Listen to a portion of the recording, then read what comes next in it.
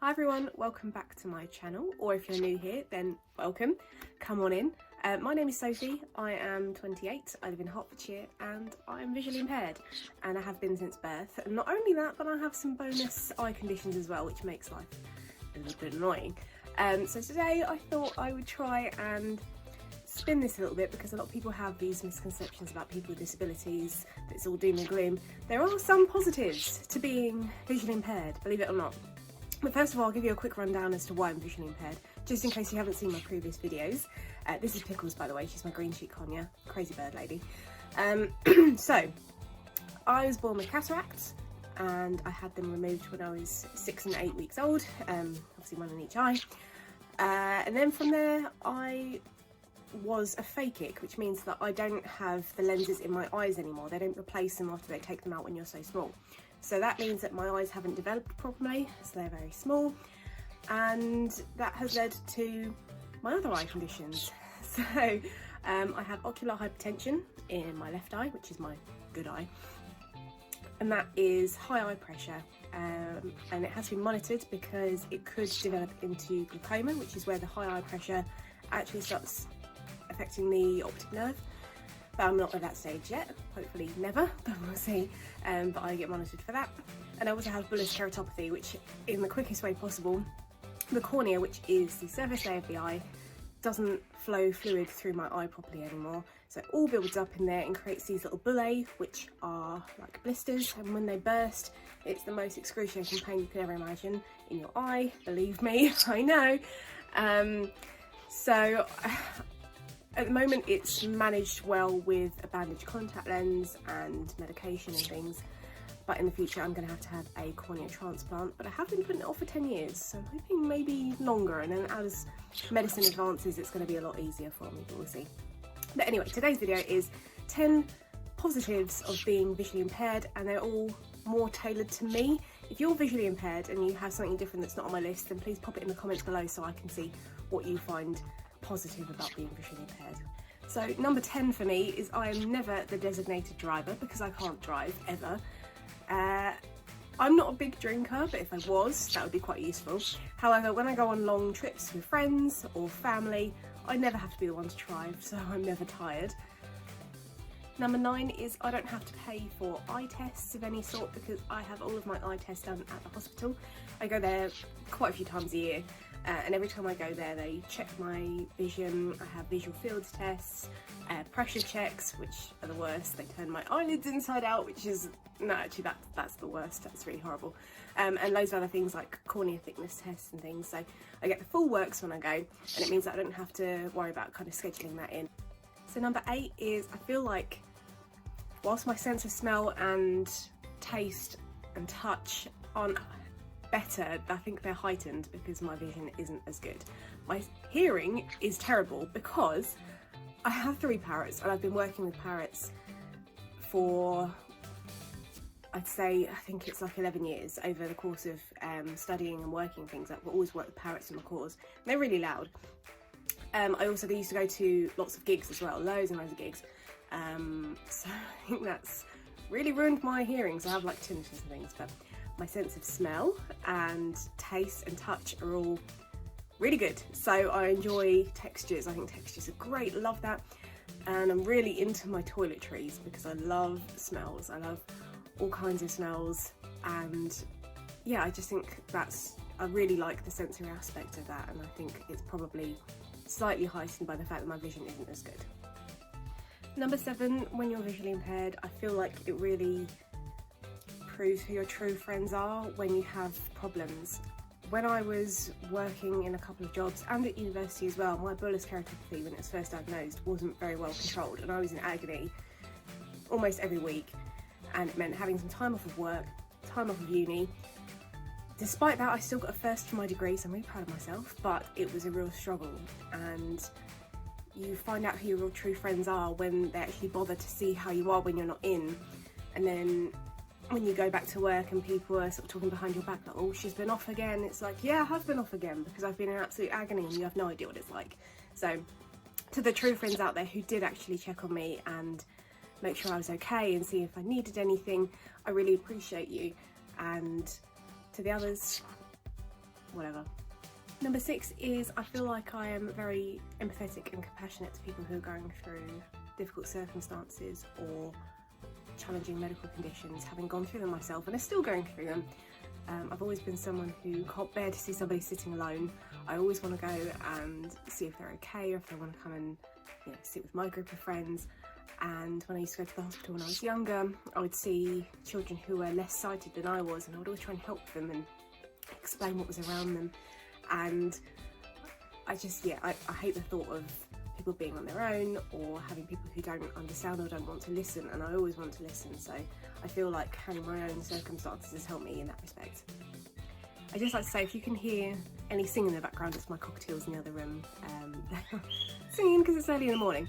But number 5 of the positives of being visually impaired is my disabled person's Railcard. I'm covering this because it's got numbers on it, and I don't know if it's important or not, but you know.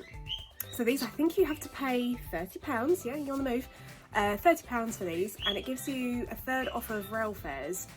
But compared to some of the other ones that they offer, this actually gives you a third off of rail fares for peak times, whereas the other ones don't, which is so handy because a lot of my hospital appointments are in London, and travelling from Hertfordshire takes a while, and it means I have to travel through peak times, and sometimes the tickets are so expensive. And to be able to have this is fantastic because it really takes the sting out of having to go to the hospital all the time. And another benefit as well is I'm allowed a travelling companion to have a third off as well, which is often David, so he gets some money off of his train fare as well, which is great.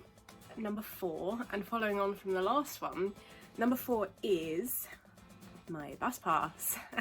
Lovely photo. So my bus pass allows me for free travel all across the country, but if it's before 9:30, my journeys have to start in Hertfordshire. But this bus pass has been an absolute saviour, and it's been amazing to have this because, again, not only does it save me money, but it gives me a lot of freedom to travel because I can't drive. So I know that I can jump on a bus when I need to, especially if I'm coming home from a long hospital trip and I want to get a bus home from the station because it's a 30-35 minute walk sometimes. This is just amazing, and I really get a lot of use out of it, so that's great. And if you're in a London borough, if you qualify for a bus pass, you actually get free travel on the tube, the tram, and I think some rail services, because I used to live in London many moons ago, and I had one of those, and that was really great for sort of getting about and things. Number 3 is one of my favourites, and that is when I go to the hospital, I use it as an excuse to treat myself.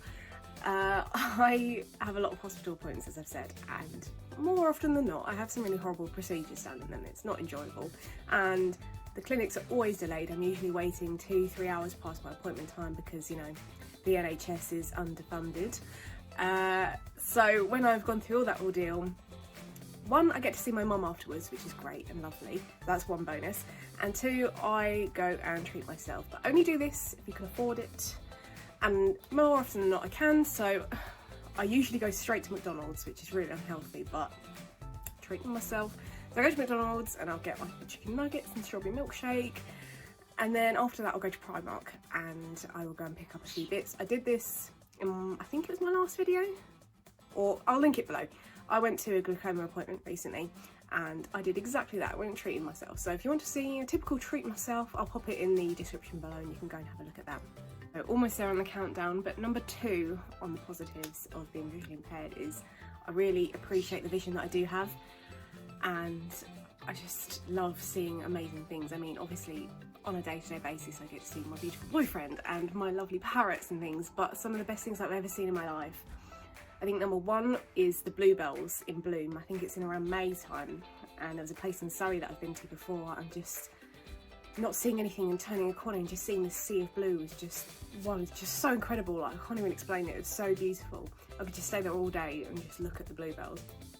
And the other thing, or things I suppose, the most amazing things I've seen is when I've been to Costa Rica on holiday. I've been a few times. It feels like a home away from home. And just being able to see wild toucans and macaws and parrots and spider monkeys and tapirs and margays, and there's so many amazing things that I've seen when I've been out there, and it just, there's always something else to see, and it's incredible, especially being such a passionate animal lover like myself.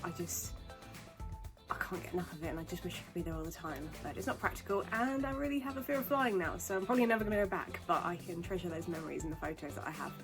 And yeah, just getting out and seeing some amazing things is just fantastic, and one of the things I really love doing.